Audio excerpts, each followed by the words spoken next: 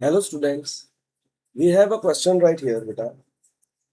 The question says that which one of the following population interaction is widely used in medical science for the production of antibiotics? बड़ा question कुछ chapter से मिलके आया है, इसलिए साथ में देख ले रहे हैं। भाई क्वेश्चन बोल रहा है कि ऐसा इंटरेक्शन, तो हमें पॉपुलेशन इंटरेक्शन की जानकारी होनी चाहिए। ऐसा इंटरेक्शन बताएं जो हम कॉमनली यूज करते हैं मेडिकल साइंस में। कीवर्ड्स उठा लें, मेडिकल साइंस में, for the production of antibiotics. Right, question ने ये बोला। अच्छा, for the production of antibiotics हमारे पास कुछ बातें हैं। That the first antibiotic,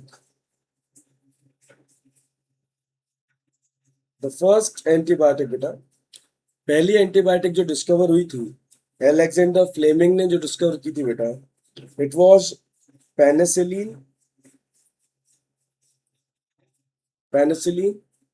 The first antibiotic that was discovered by Alexander Fleming.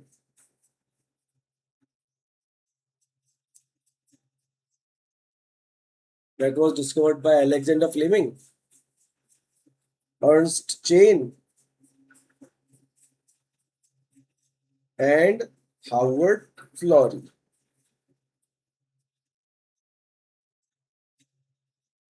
तो तीन लोगों को डिस्कवरी का श्रेय जाता है कि first antibiotic was discovered by those three scientist, Alexander Fleming, Ernst Chain and Howard flori.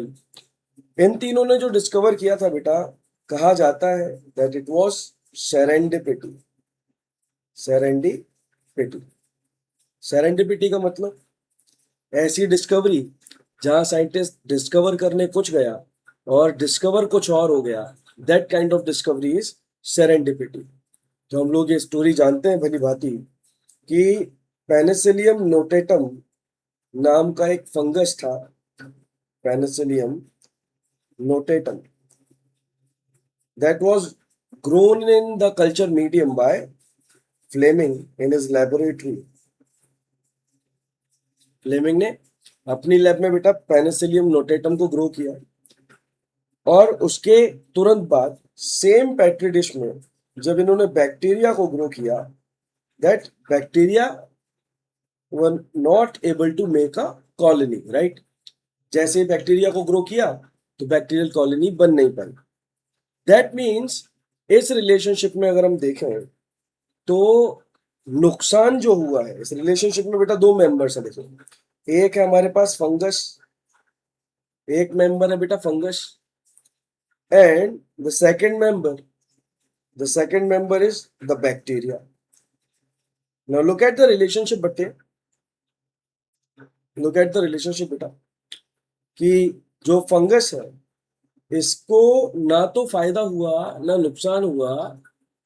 इसने चाहे बैक्टीरियल कॉलोनी को मार दिया हो या उसको उगने नहीं दिया, और बैक्टीरियल कॉलोनी का सीधा सीधा नुकसान हुआ। बेटा इंटरेक्शन समझने की कोशिश करो। इंटरेक्शन समझ में आ रहा है कि फंगस को न्यूट्रल कंडीशन मिली, बैक्टीरिया डेट्रीमेंटल इफेक्ट में गया। ये जो रिलेशनशिप है, या फिर एक और केस है, हम लोग ये भी जानते हैं कि most antibiotics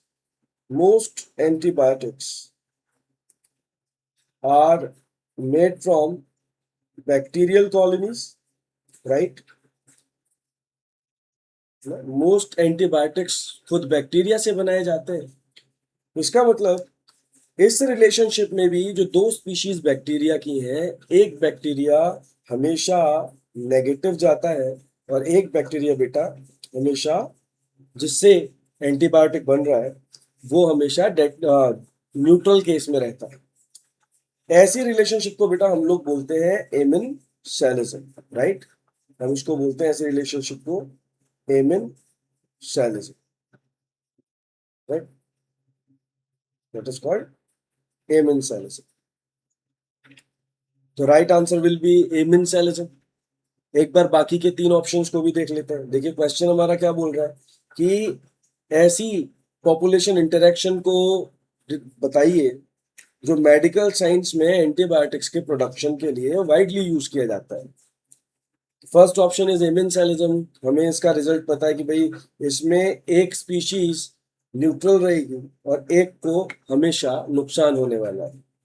कॉमेंसेलिज्म in the other hand cattle egret and cattle वाला एग्जाम्पल है। तो यहाँ पर एक स्पीशीज हमेशा फायदे में होगी और एक स्पीशीज हमेशा हमें न्यूट्रल मिलने वाली है। Parasitism in the other hand, बेटा relationship between parasite and their host. तो पैरासाइट को फायदा मिलता है हमेशा एंड होस्ट हमेशा नुकसान में जाता है। And the final mutualism. Mutualism says कि भाई दो ऑर्गेनिजम्स ऑब्लिगेटरी रिलेशनशिप में हैं तो ये दोनों एक दूसरे को हमेशा फायदा पहुंचाएंगे।